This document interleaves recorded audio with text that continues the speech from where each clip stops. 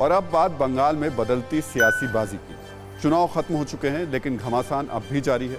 चुनाव से पहले बीजेपी ने टीएमसी के नेताओं को अपने साथ मिलाया। अब टीएमसी वही खेल खेल रही है। मुकुल रॉय सरीखे नेता घर वापसी कर चुके हैं। राजीव बनर्जी की अटकलें तेज हैं और अटकलों पर विरोध के सुर भी हैं। वहीं दूसरी ओर टीएमसी से बीजेपी में आए नेता घर वापसी के लिए बेताब हैं। गली गली घूमकर माफी मांग रहे हैं। देखिए बंगाल से खास माननीय मुख्यमंत्री ममता बंदोपाध्याय विकल्प के उन्हें এখন আমরা বীরভূম জেলার নবমানব উন্নয়নের প্রতি মন্ডলের কাছে শরণাপন্ন।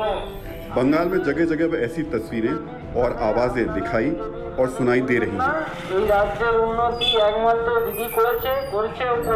वीरभूम से ये बीजेपी के नेता हैं जो लाउड स्पीकर लेकर गली गली घूमकर माफी मांग रहे हैं और टीएमसी में वापसी की गुहार लगा रहे हैं। बीजेपी सांप्रदायिक दलेर घोषणाয় পাঠিয়েছিলাম আপনাদের बीजेपी चुनाव से पहले टीएमसी का दामन थामने वाले नेताओं को अब अजीबोगरीब दौर से गुजरना पड़ रहा है। ऐसे नेताओं की लिस्ट लंबी है।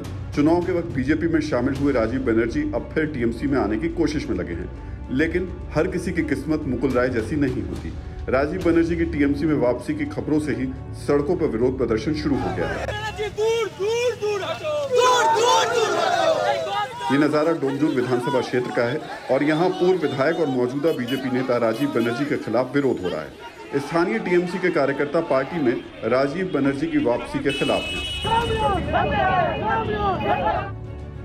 मुकुल रॉय की टीएमसी में वापसी के साथ ही ये सवाल जोर पकड़ने लगा है कि बीजेपी से अभी और कितने नेता टीएमसी में वापसी करेंगे।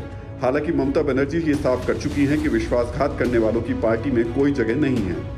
मुकुल আমাদের দলে এসেছে, মনে রাখবেন মুকুল কিন্তু ইলেকশনের সময় আমাদের দল বিরোধী একটি কথাও বলেনি।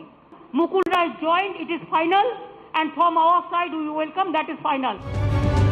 ममता बनर्जी भले ही बागियों के खिलाफ अपना गुस्सा जाहिर कर चुकी हूं, लेकिन हकीकत यह है कि ममता के पास ऐसे नेताओं की लंबी लिस्ट मौजूद है।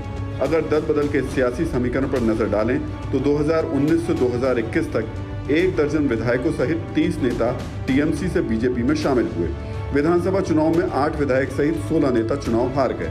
4 सांसदों को मैदान में उतारा गया था, महज 1 सांसद को ही जीत मिल पाई। 16 अन्य नेताओं को भी हार का मुंह देखना पड़ा। इस पूरे मुद्दे पर आगे चर्चा करने से पहले ये समझना जरूरी है कि चुनाव से पहले ऐसे क्या समीकरण बने कि टीएमसी नेताओं ने बीजेपी का दामन थामना मुनासिब समझा। टिकट कटने और बदलने से ये नेता नाराज थे। पार्टी की कार्यशैली कई नेताओं को नापसंद थी। बीजेपी ज्वाइन करने वाले नेता बीजेपी की जीत को लेकर पूरी तरह आश्वस्त थे। इन नेताओं को बीजेपी से टिकट मिलने की भी उम्मीद थी।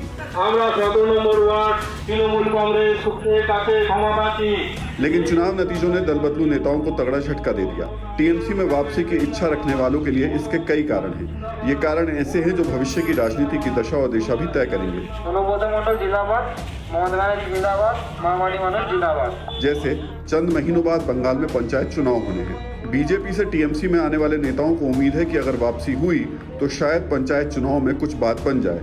पंचायत चुनाव से कुछ हाथ नहीं लगा तो 2024 के चुनाव में काम कर खुद को पार्टी का वफादार साबित करने की कोशिश होगी। और सवाल ये कि क्या बंगाल बीजेपी में सब कुछ ठीक नहीं चल रहा है?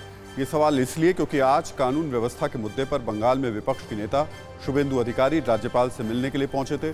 शुभेंदु अधिकारी के साथ बीजेपी के सिर्फ 50 विधायक शामिल हुए, जबकि 74 विधायक इस बार के चुनाव में जीत दर्ज करके आए हैं बीजेपी की तरफ से। इसलिए सवाल उठ रहे हैं कि बंगाल बीजेपी के 24 विधायक कहां हैं? प्रथमे कथा छिलो राज्यपाल अनुमोदन दिएছিলেন 30 জনকে আসার জন্য, কিন্তু উৎসাহ বেশি ছিল। প্রায় 50 জনের মতো বিধায়ক চলে এসেছে। আমরা রাজ্যপালকে অনুরোধ করি যে আপনি অ্যালাউ করুন। উনি যেহেতু চলে এসেছেন 50 জনকে অ্যালাউ করেছিলেন, সকলের সঙ্গে পরিচিত হয়েছে। फिक्र आपकी सोमवार से शुक्रवार रात 9 बजे सिर्फ TV9 भारतवर्ष पर।